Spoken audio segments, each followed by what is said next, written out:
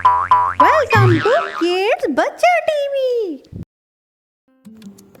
Hello बच्चों, मेरी video में आपका स्वागत है। ऐसी ही नई नई वीडियो देखने के लिए मेरे चैनल को अभी सब्सक्राइब कर दीजिए, लाइक भी कर देना और अपने दोस्तों के साथ शेयर भी करना। तो चलिए सबके साथ गणेश चतुर्थी मनाते हैं। राजू अपनी माँ के साथ अकेला ही रहता था। राजू के पिता काम की तलाश में दूसरे जंगल गए हुए थे। राजू की माँ दूसरों के घरों में खाना बनाने का काम किया करती थी, झाड़ू पोंछा का काम किया करती थी। वहाँ की मालकिन राजू की माँ को बड़ा परेशान करती थी। मालकिन, मैं अभी खाना बना दूंगी, आप नाराज मत होइए। जा यहाँ से, जल्दी जा, खाना बना। राजू बेटा, मेरी बात ध्यान से सुनना। मालकिन तुमसे जो भी कहें काम करने के लिए, बेटा तुम समय पे काम अपना पूरा करना। मालकिन हमें काम से निकाल देंगी तो हम फिर क्या खाएंगे? एक भी पैसा नहीं है हमारे पास, समझे? तुम्हारे पिता को भी कोई अच्छा काम नहीं मिला है, तो बेटा जाओ। हाँ माँ, आप चिंता मत करो, मैं सारा काम समय पे कर दूंगा। माँ, कल गणेश चतुर्थी है तो हम भी तैयारियां करेंगे। हम जल्दी काम खत्म कर देते हैं, मैं बागीचे में पानी लगाने जाता हूँ। अरे जल्दी जल्दी पानी लगा के जाता हूँ, हमें कल गणेश चतुर्थी भी तो मनानी है। और मालकिन ने बोला था कुछ सब्जियां भी लानी है तोड़कर। जल्दी जल्दी सब्जियां तोड़ लेता हूँ। मेरे पापा कब आएंगे? और बच्चों की तरह हम अच्छे से त्योहार कब मनाएंगे? अब जल्दी चलना होगा, मालकिन गुस्सा करेंगी।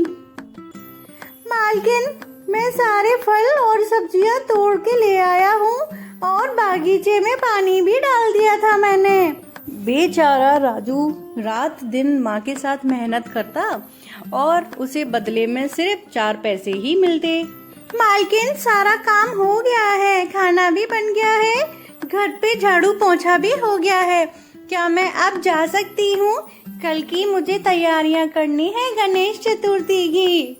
राजू की माँ ने आज जल्दी जल्दी काम खत्म कर दिया था, क्योंकि राजू की माँ को कल की तैयारियां जो करनी थी।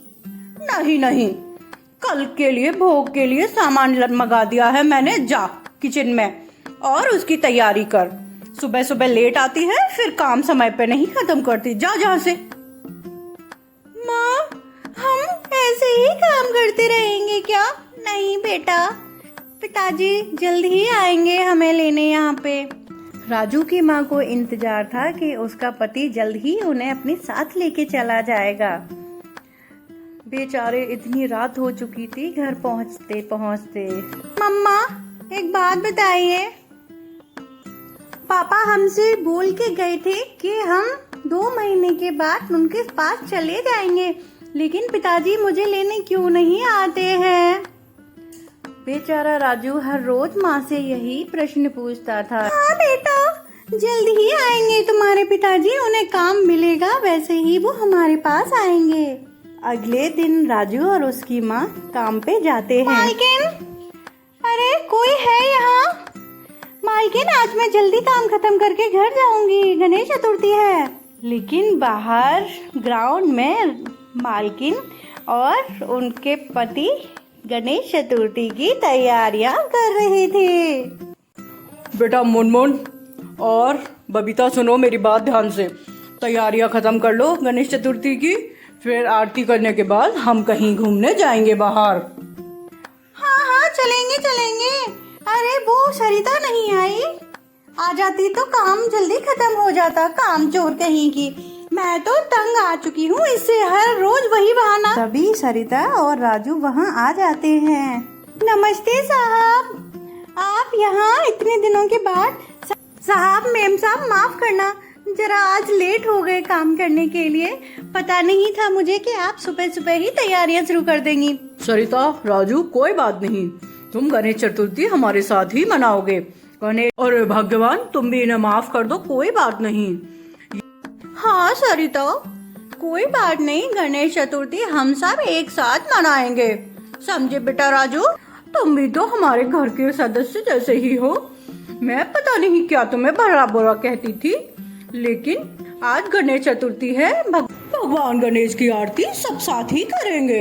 धन्यवाद मेम साहब, बहुत बहुत धन्यवाद। राजू के पिताजी, मुझे पता है अब तो नहीं आने वाले, क्योंकि पास ही के जंगलों में उन्होंने दूसरा विवाह कर लिया है। मैं और राजू अकेले ही हैं, इसलिए आप लोगों के अलावा हमारा कोई भी नहीं है। आपका बहुत बहुत धन्यवाद, जो हमें एक परिवार की तरह ही रखते हो आप लोग। तो दोस्तों, आपको कैसी लगी ये कहानी? अच्छी लगी हो तो मेरे वीडियो को लाइक करना, मेरे चैनल को सब्सक्राइब करना। तब तक के लिए बाय बाय।